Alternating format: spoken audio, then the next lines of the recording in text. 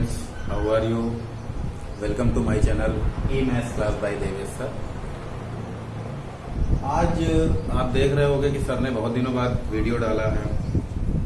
कुछ प्रॉब्लम थी बेटा, जिसकी वजह से हम दे नहीं पा रहे थे वीडियो। आज हम आपके सामने एक क्वेश्चन लेकर के आ रहे हैं और वो क्वेश्चन आपकी स्क्रीन पर ये है। PQ and RS are two mirrors placed parallel to each other and incident ray AB strike the mirror PQ at B. The reflected ray moves along the path BC and strikes the mirror RS at C and again reflects back along CD. Then prove that AB parallel to CD. और I hope ये question important है। Important के साथ साथ थोड़ा सा technical है, और टेक्निकल के साथ साथ सबसे बड़ी बात अगर हम करें तो ये थोड़ा सा कंफ्यूजियस है। तो हमें यहाँ ये देखना है कि हम उन सारे के सारे कंफ्यूजन वाले कॉन्सेप्ट्स को हमें सीखना है। ठीक, उसको कैसे सीखेंगे? उसको सीखने के लिए मैंने देखे आपके पास एक फिगर पहले से ही बना के रखा था, क्योंकि उससे टाइम वेस्ट होता है। PQ parallel RS where AB as a incident ray and B is those point in which the incident ray strike on the mirror PQ at point B, whereas BC as a reflected ray and CD is again reflected ray, but the BC ray strike at the mirror RS at point C.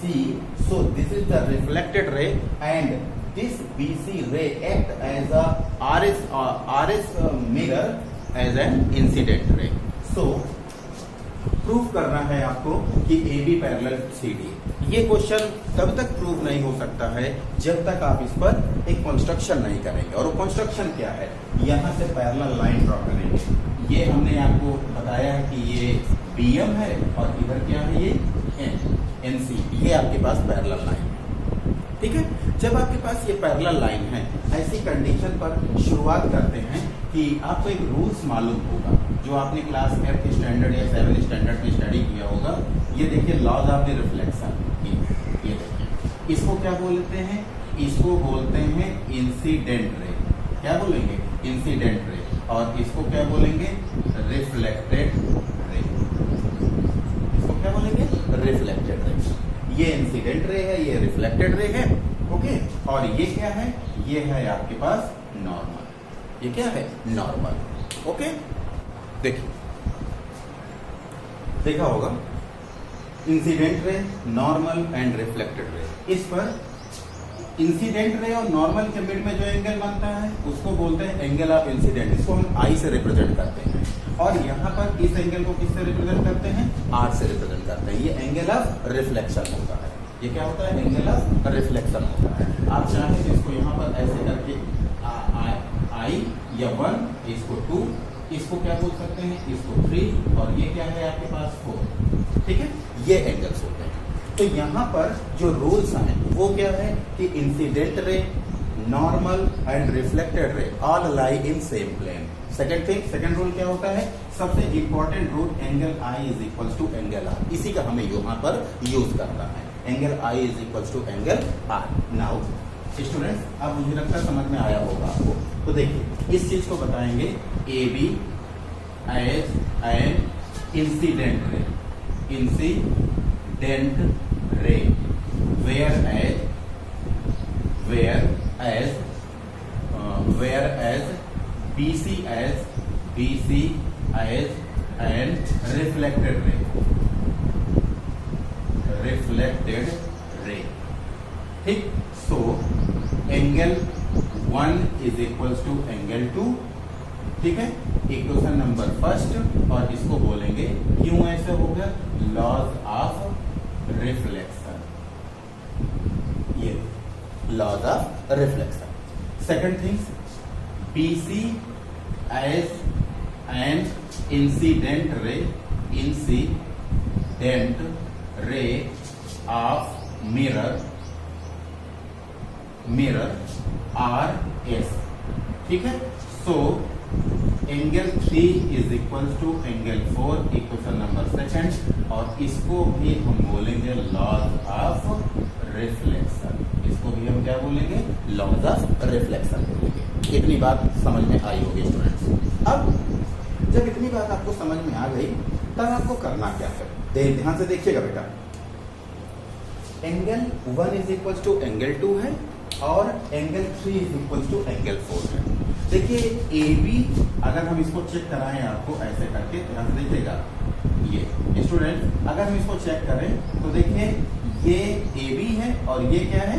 C D है। ये देखिए ये C D है और ये क्या है? ए B है। तो ए बी सी डी के parallel, sorry A B C D के पैरेलल तभी हो सकती है, कब हो सकती है? जब ये जो एंगल होगा वो इस एंगल के इक्विवेलेंट होगा। इट मीन्स आपके पास ये angle means angle A B C is equal to angle B C D. देख रहे होगे ए बी सी, ये टोटल एंगल इस बी सी डी के इक्विवेलेंट होगा, तभी ऐसा हो सकता है। तो इसको प्रूव करने के लिए देखिए हमको बहुत सारी थिंग्स ध्यान रखनी पड़ेंगी। किस तरह से ध्यान रखोगे? पहले तो आपने बताया कि angle 3 is equal to angle 4। पहली चीज, जब आपके पास angle 3 is equal to angle 4 है तो उस कंडीशन पर अब आप यहां पर बताइए कि एंगल ये PM is parallel to NC, but PM ऐसे करके, but PM parallel to NC। क्यों ऐसा होगा? Because PM perpendicular RS and CN perpendicular PQ। ये परपेंडिकुलर। अब क्यों परपेंडिकुलर हो रहे हैं? परपेंडिकुलर तो इसलिए हो रहा है क्योंकि हमने यहाँ पर कंस्ट्रक्शन किया है। अब इसके साथ ये पैरेलल क्यों हो रहा है? तो ध्यान से देखिएगा बेटा, ये 2 पैरेलल मिरर्स थे और इस पर ये परपेंडिकुलर है और इस पर ये परपेंडिकुलर है। तो जब ये परपेंडिकुलर होंगे तो देखिए अपोजिट एंगल का सम कितना हो रहा है? अपोजिट एंगल का सम 180 डिग्री हो रहा है। और अपोजिट एंगल का सम 180 डिग्री हो रहा है तो ये क्या फॉर्म हो रहा है? एक तरह का पैरेललोग्राम बन रहा है। एक तरह क्या बन रहा है? पैरेललोग्राम बन रहा है। या ये कह लें कि अपोजिट एंगल्स क्या हैं? इक्वल में, एक दूसरे के इक्वल है। और पैरेललोग्राम में अपोजिट एंगल क्या होते हैं? इक्वल होते हैं। जब ये 90 डिग्री का है तो ये भी 90 डिग्री का, देखो ये 90 डिग्री का तो ये भी 90 डिग्री का। तो ये जो फॉर्म हो रहा है कौन सा? ये आपके पास B, यहाँ पर N, M, यहाँ पर C और ये N। ये क्या हुआ? ये आपके पास एक पैरेललोग्राम होता है और पैरेललोग्राम में अपोजिट साइड्स भी आपस में क्या होती हैं? पैरेलल होती हैं। पैरेललोग्राम में अपोजिट साइड्स आपस में क्या होती हैं? पैरेलल होती हैं। ऐसी कंडीशन पर ये पैरेललोग्राम होगा। स्टूडेंट समझ में आया होगा? जब ये पैरेललोग्राम होगा तो आप यहाँ पर ये बताएंगे कि जब ये पैरेललोग्राम होगा PM पैरेलल टू NC, ठीक है? सो PMCN is a parallelogram. That is the symbol of the parallelogram. Parallelogram, ये देखिए ये पैरेललोग्राम है। अब जब ये पैरेललोग्राम है तब वेयर देखिए ये जो BC साइड है ये क्या होगी? ये ट्रांसवर्सल की तरह से करेगी। Where BC acts as a transversal. जो BC होगी वो कैसे एक्ट करेगी? एक ट्रांसवर्सल की तरह से एक्ट करेगी। और जब ये ट्रांसवर्सल की तरह से एक्ट करेगी तब आप क्या करेंगे? जब आप ट्रांसवर्सल की तरह से एक्ट करेंगी तब आप क्या करेंगे?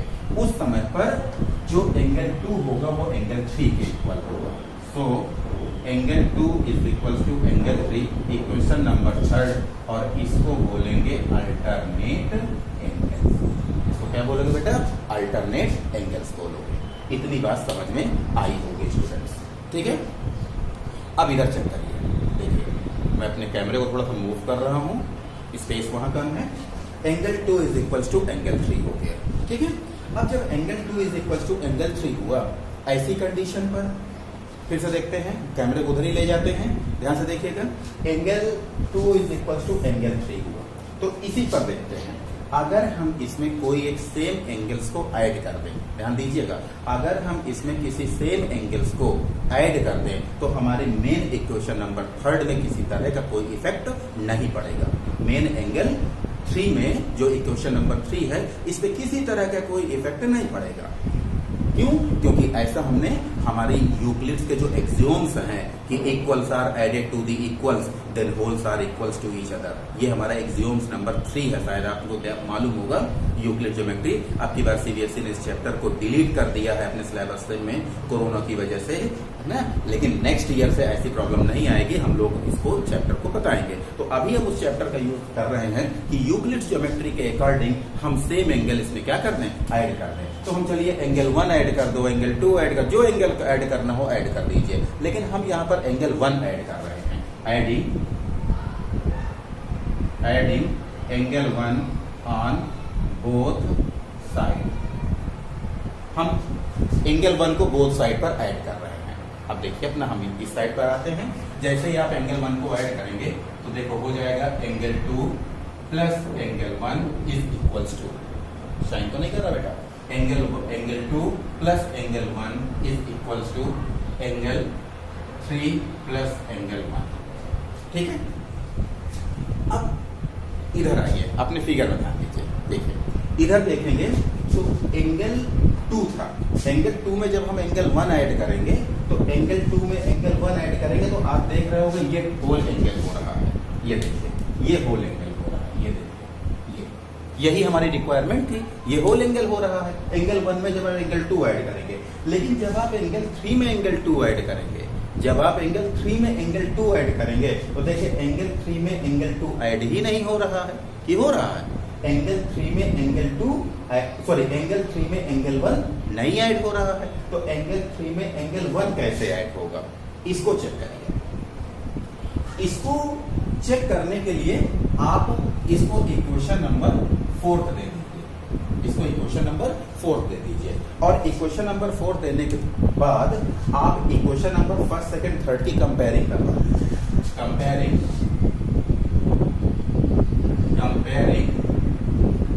इक्वेशन नंबर 1, 2 एंड 3 आप कंपेयरिंग करवाइए।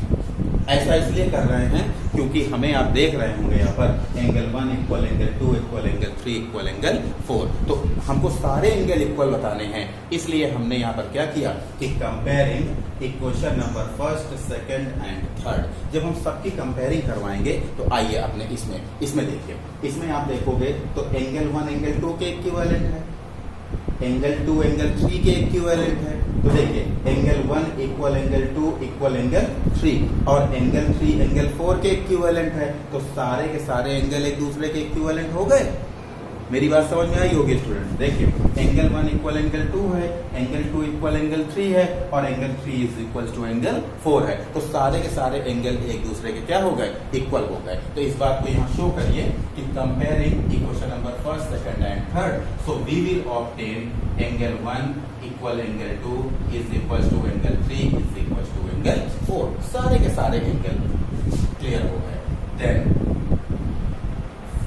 फ्रॉम इन इक्वेशन नंबर इसमें 4, फिर से वापस आप 4th में आइए, और जब इक्वेशन नंबर 4th में आएंगे तो हमने आपसे बताया था कि angle 2 plus angle 1 is equals to, और एंगल 3 के प्लेस पर आप क्या दे दीजिए, एंगल 3 के प्लेस पर क्या रख दीजिए, एंगल 3 को एंगल 3 रहने दीजिए, और एंगल 1 के प्लेस में देखिए एंगल 1 के प्लेस में क्या रख दीजिए, एंगल 4 रख दीजिए।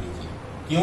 क्योंकि ये सारे के सारे एंगल एक दूसरे के इक्विवेलेंट हैं। और क्यों ऐसा कर रहे हैं, क्योंकि जब हम एंगल 3 में एंगल 4 ऐड करेंगे तभी आपके पास ये एंगल आएगा, ये टोटल एंगल, और जब ये टोटल एंगल आएगा उसी समय alternate interior angle converse theorem से AB पैरेलल CD होगा। ओके स्टूडेंट्स, तो आइए इधर देखते हैं, इसको देखिए angle 3 is equal to angle 3 plus और एंगल 1 के प्लेस पर हम क्या रख रहे हैं, एंगल 4। अब देखिए angle 2 plus angle 1, angle 2 plus angle 1 को हम राइट अप कर सकते हैं ABC, angle ABC is equals to, और एंगल 3 प्लस एंगल 4, फिगर में देखिए एंगल 3 प्लस एंगल 4 को राइट अप कर सकते हैं। ये देखिए एंगल 3 प्लस 4 को राइट अप कर सकते हैं BCD। तो यहां प्लेस करेंगे एंगल BC। देखिए एंगल BCD। अब देन ये हो जाएगा AB parallel to CD by converse of alternate interior angles. बस यही आपको क्या करना था, प्रूफ करना था। स्टूडेंट्स, आई होप आपको ये क्वेश्चन समझ में आया होगा। ओके, जय गुरुदेव, थैंक यू। एक बार अच्छे से देख लीजिए, और भी इस चैप्टर के अच्छे क्वेश्चन का वीडियो मैं नेक्स्ट वीडियो में दूंगा, तो आप लोग मेरे साथ जुड़े रहिएगा। ओके, जय गुरुदेव।